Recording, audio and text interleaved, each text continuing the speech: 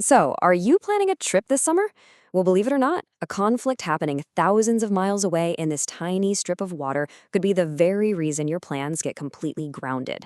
Let's dive in and unpack how what's going on in the Strait of Hormuz connects directly to your travel plans, your wallet, and yeah, the entire global economy. Okay, so right now, airlines are absolutely scrambling. We're seeing international flights get canceled, entire routes just suspended, and it's not because of bad weather or pilot strikes. Nope. It's because of a geopolitical crisis that's threatening to choke off a major artery of the world's fuel supply. And this is not some vague, far-off threat. Get this. That number, 160, that's how many flights the Dutch airline KLM has already canceled for the next month alone. It's a real, concrete sign of a problem that's getting worse, fast. And KLM, they're just the canary in the coal mine here. This crisis is hitting the entire airline industry.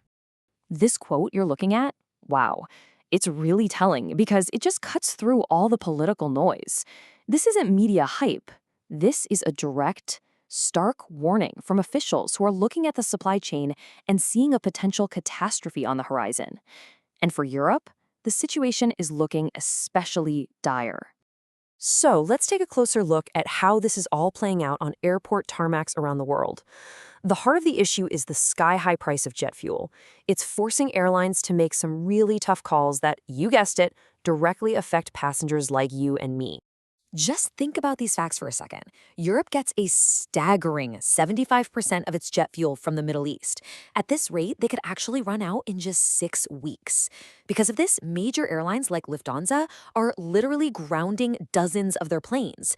And it's not just an international problem. Even Air Canada is suspending domestic routes because they've just become too expensive to fly.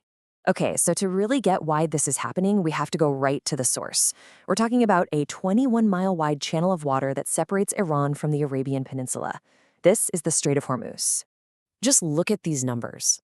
An incredible 1/5, that's 20%, of the entire world's oil supply has to pass through this one single choke point.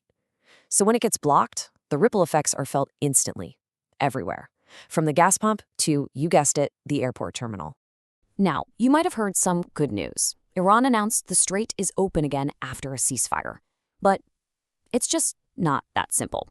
The reopening is incredibly fragile. Any ship that wants to pass has to get clearance from Iran's Revolutionary Guard, and all the while, a U.S. blockade on Iranian ports is still in place. So even though some ships are slowly starting to move, the whole situation is being clouded by a massive war of words. The United States and Iran are telling two completely different stories about what's going on, which makes it almost impossible for anyone to know what the real situation is.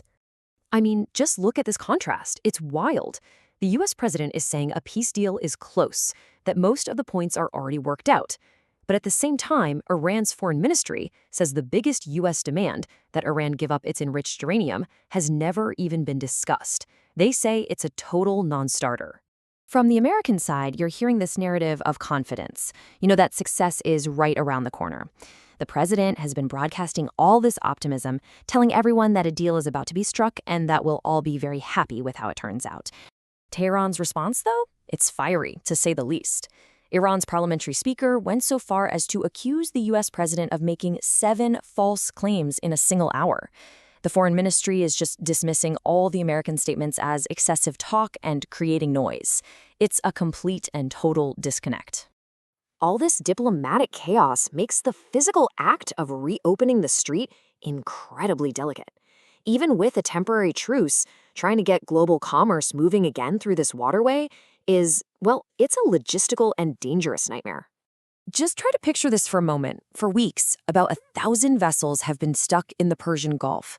1,000. We're talking tankers and container ships, all just waiting, creating a traffic jam of epic proportions that could take weeks, maybe even months to clear out.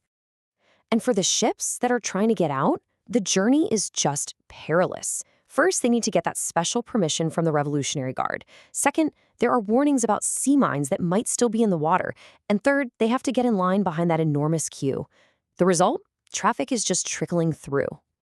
Now, you'd think help would be welcome, right? Countries like the UK and France are offering to help clear mines and secure the shipping lanes.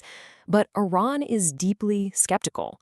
Referring to past offers of help from allies, one official basically said they were absolutely useless. So, not a lot of trust there. And this deep-seated mistrust, this logistical mess, these aren't just short-term problems. They're feeding into a much bigger, maybe even permanent shift in how the world thinks about global commerce. It's leaving this sense of uncertainty just hanging over the whole world economy. Sure, you can see here that oil prices did drop about 9% when the news of the reopening came out, which gave everyone a little breathing room. But analysts are warning that prices will probably never go back to where they were before the crisis. Why?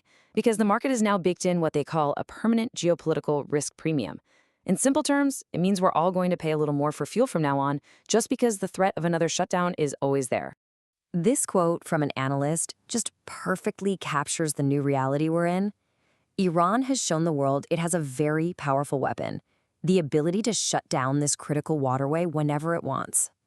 And even when that weapon isn't being used, the threat that it could be is always looming. And that brings us to the final and kind of sobering takeaway here. This isn't just a temporary disruption that's going to fade away. The whole dynamic has shifted. A new, permanent instability has been injected into the global supply chain, and we're all going to be living with the consequences. So, yeah, the ships are moving again, for now. But this whole episode leaves us with a huge question. This crisis has really exposed just how fragile the systems we all depend on really are. That metaphorical axe isn't hidden anymore. It's hanging in plain sight right over global trade. So what does that mean for the future of the products we all rely on every single day?